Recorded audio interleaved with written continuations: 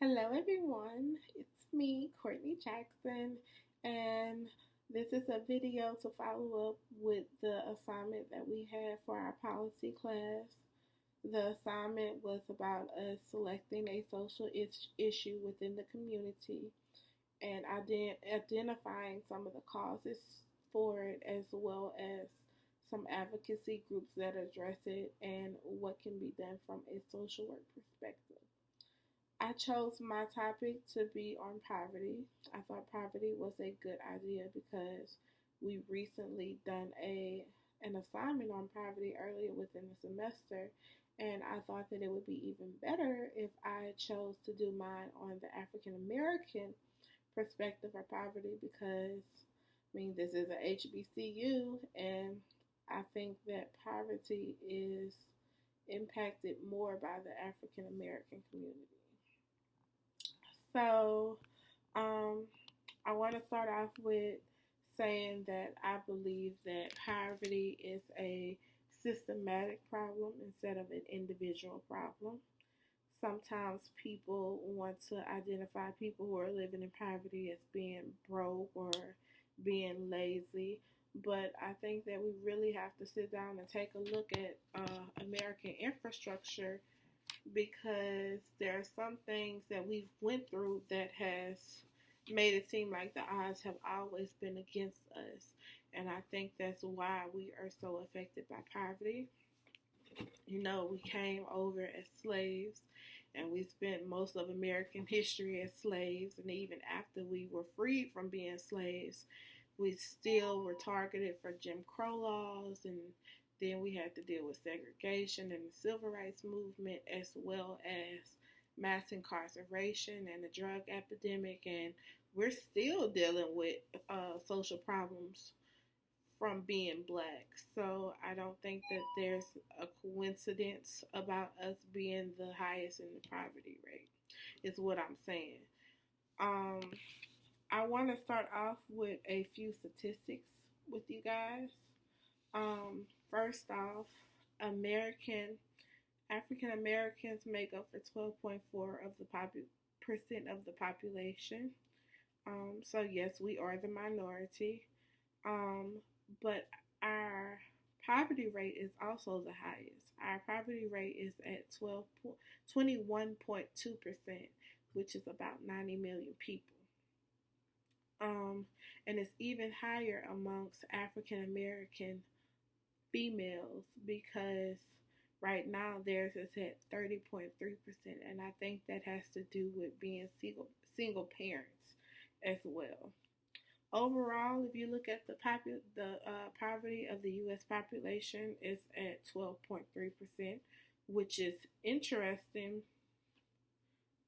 because we're the minority of the U.S. population, but yet we have the highest poverty rate. Our population percentage is about what and what with the overall poverty rate, which is 12.3%.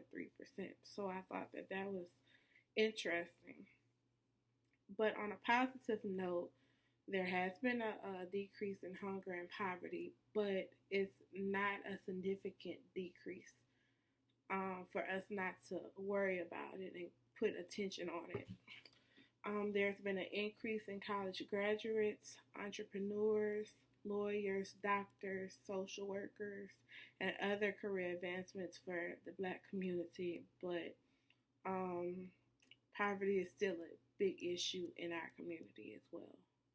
And I think that the factors that lead up to it could be because of the financial and education literacy.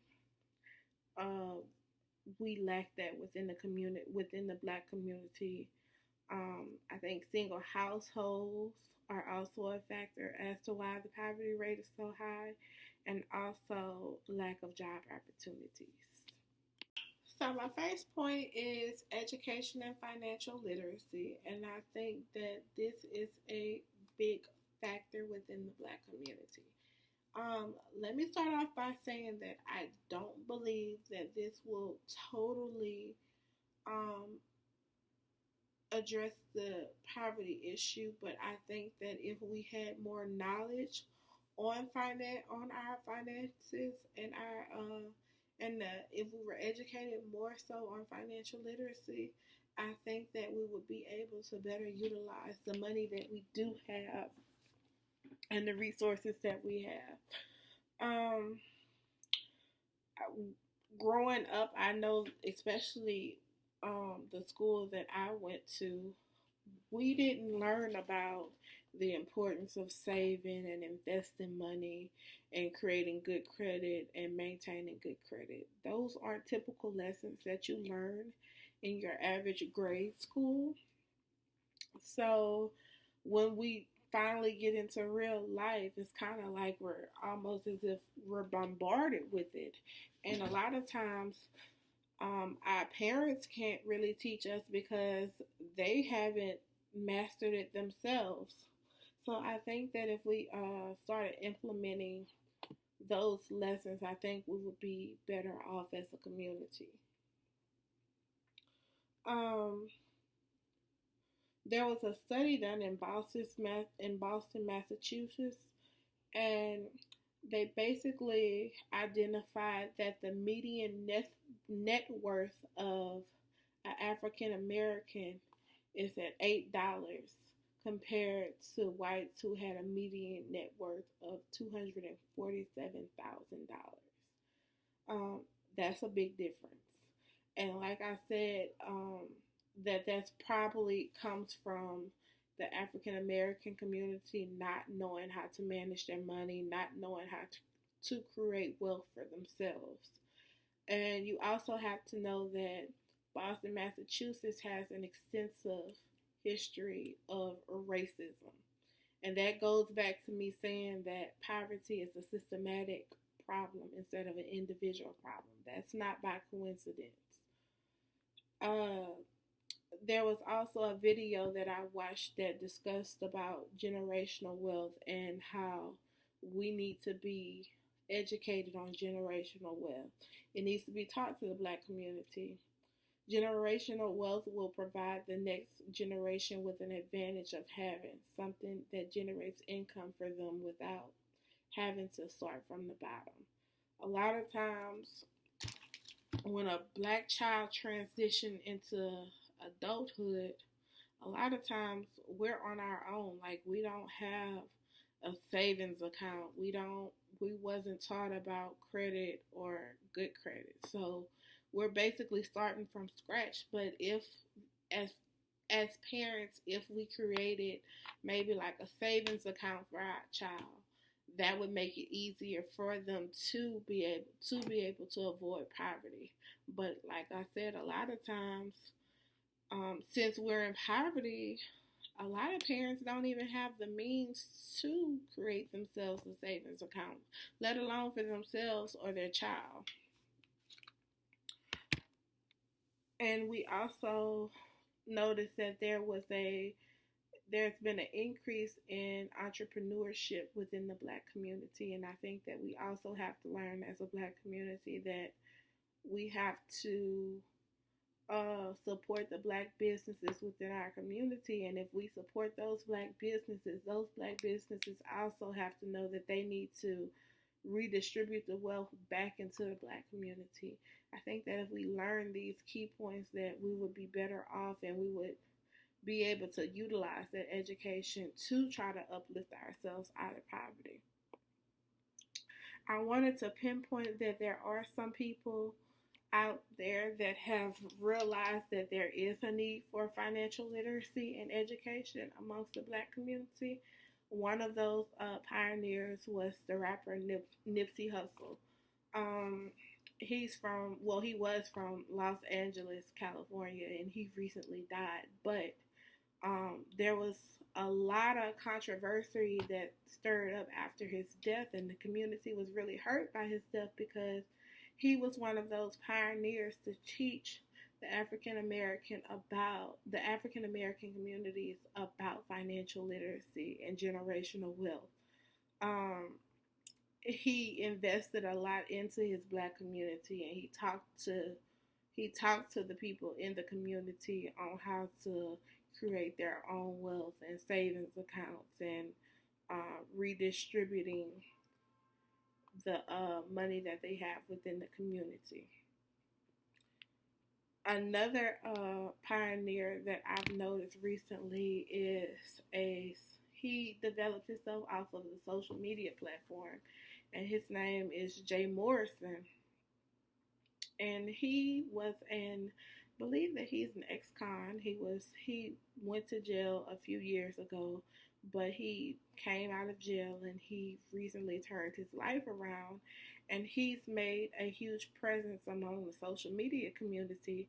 And he also developed the Tulsa Real Estate Fund, which is a black-owned real estate crowd investment organization. And he goes around and he tours the United States and go into impoverished neighborhoods, and he have what you call corner classes, which is him um, attracting a crowd within a impoverished neighborhood, and he teaches them financial literacy and things that they should know about how to save money and make money, and when they do finally make money, how to ensure that they can use that money to invest in themselves and profit off of it.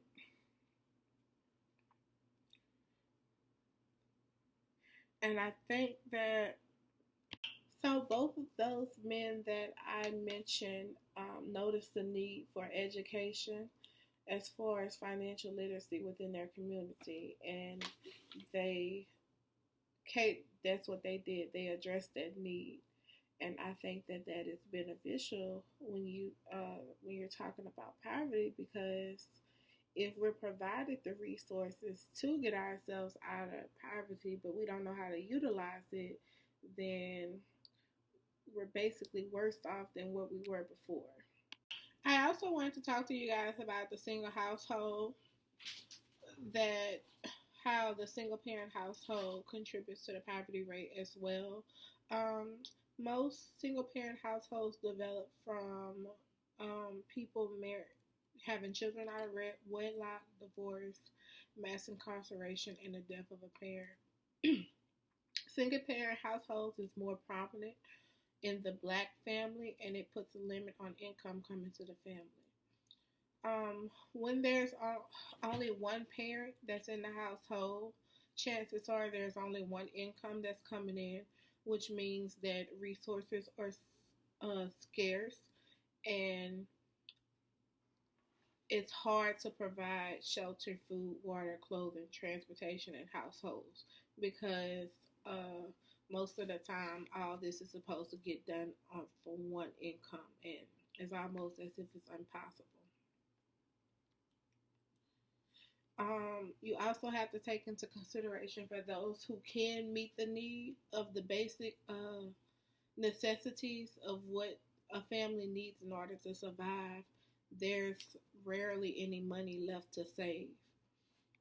So after they provide the food, the shelter, the water, and all those things, there isn't any there isn't any room for any extra things to do with their finances, such as saving or investing.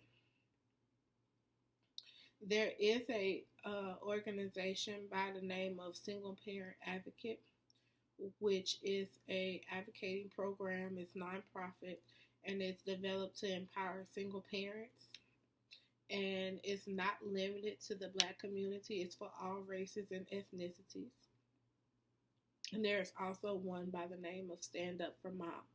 And this one does target black single mothers.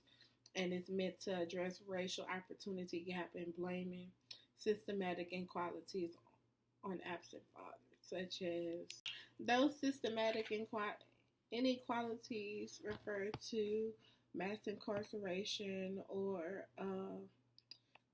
police brutality or crime as well. I also want to talk to you guys about the lack of job opportunities within the black community. First off, let's take a look at the U.S. unemployment rate. Right now it's at a 4.1%. which is considerably low. But if you look at the African American unemployment rate, we're at a 6.9%.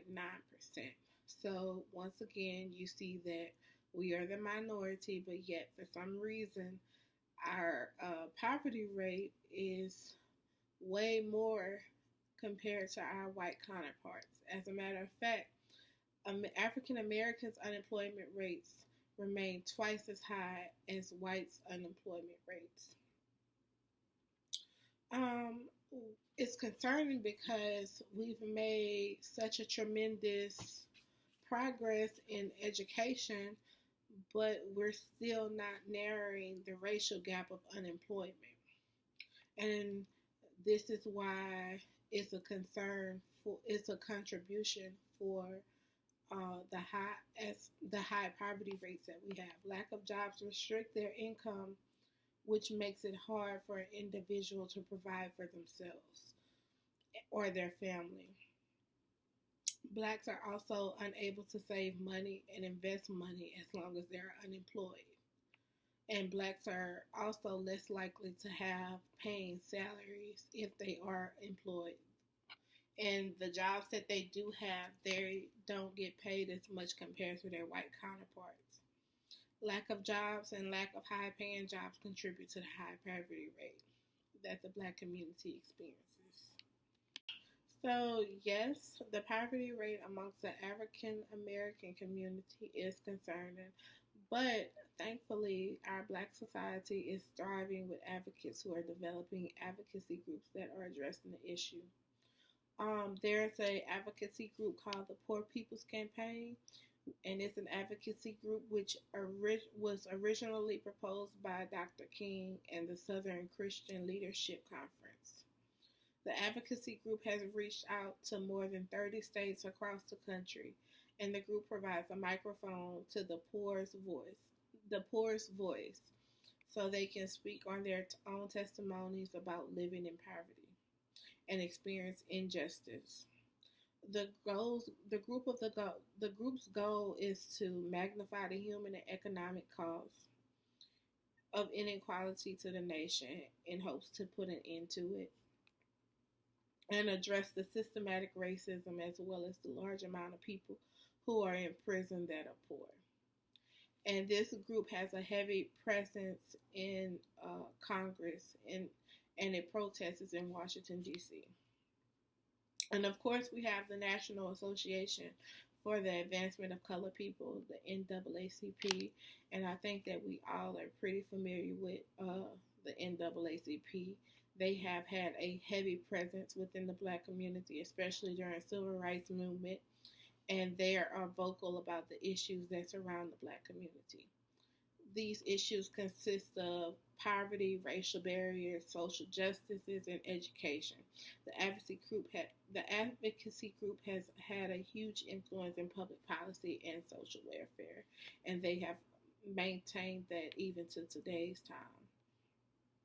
The group intentions is to remove all barriers of racial discrimination, ensure political, social, and economic equality, and to educate. Um, so let's talk about what can be done at a social work level. I want to say this though. I am a social worker for my people.